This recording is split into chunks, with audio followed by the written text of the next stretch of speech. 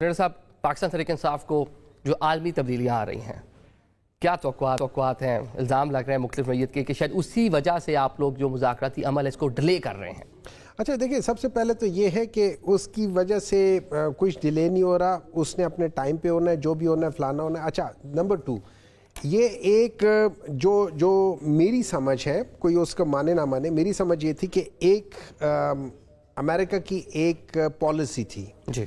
अब उनको क्या ब्रीफ किया गया, क्या उन्होंने बास स्टेप्स लिए थे। जब वो गवर्नमेंट बदल रही है, दूसरी गवर्नमेंट आ रही है, वो ऑब्वियसली अब उन स्टेप्स को रिवर्स करेगी, कुछ चीज़ों को रिवर्स करेगी, कुछ को नहीं करेगी।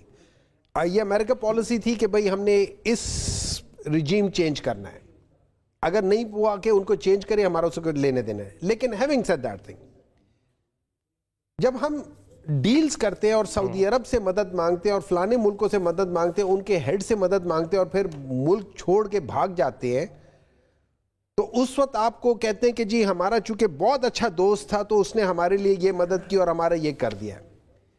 अब अगर एक बंदा है, और चूंकि ये याद रखें कुछ चीज़ें कॉमन है और इनके लीडरानों ने कहा हुआ है कि कॉमन है कि जैसे ट्रंप के साथ हुआ है वैसे इमरान खान से, ये दोनों एक जैसे हैं।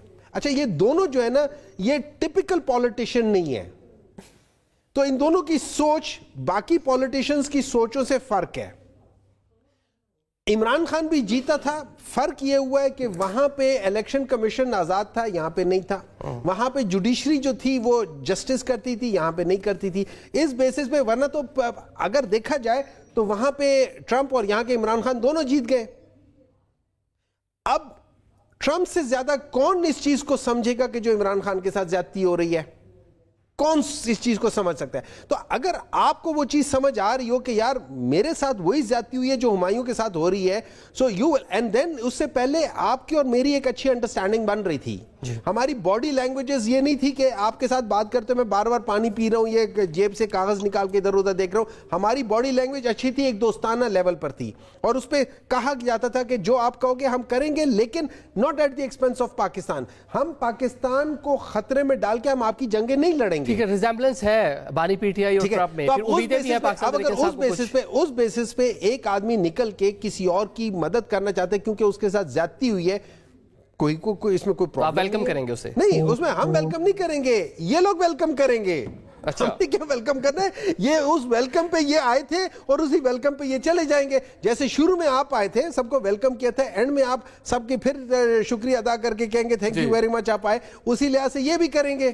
ठीक है राना साहब, वेलकम का टाइम आ रहा है आपका जनाब। वो कह रहे हैं कॉल आएगी और आप लोग वेलकम करेंगे और ये बानी पीटीआई को वेलकम करेंगे। मैंने तो इस पे मैंने तो बड़ी तफसील से इस पे बात की थी कि इतनी खसूसी मोहब्बत का ये अमेरिका से मुंतजर हैं, तो वो इतनी खसूसी मोहब्बत अपने असासे के लिए ही करेगा ना। तो इनको तो मैं नहीं कहता था, लेकिन बहुत सारे लोग इनको कहते थे कि ये यहूदी लॉबी है।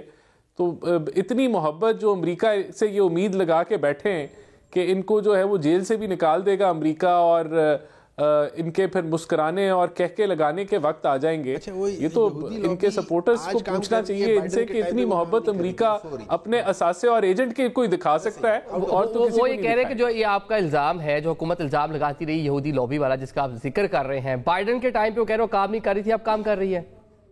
मैं बात करना चाहती हूँ, आपकी तरफ बात, तो ये आखिरी जवाब लेने से। जी जी, नहीं, देखिए बात ये है कि ये तो जब ये IMF के खिलाफ जाएंगे, झूठे साइफर के ऊपर बयानियां बनाएंगे, जो एक झूठा बयानिया एक साइफर पे बनाएंगे और मुल्क के मफादात को दुनिया भर में जाके उनके खिलाफ काम करेंगे, तो फिर यहूदी लॉबी के तो नारे लगेंगे ना। तो तब भी लग रहे थे, अब भी लग रहे हैं। तो ये तो जो है वो इनका मौक़िफ़ था कि अमेरिका ने इनको निकाला है, तब भी झूठा था, इनका एब्सोल्युटली नॉट भी झूठा था। और आज जो ये उम्मीद लगा के बैठे हुए हैं, वो तो सवाल PTI के वर्कर्स का इनसे बनता है।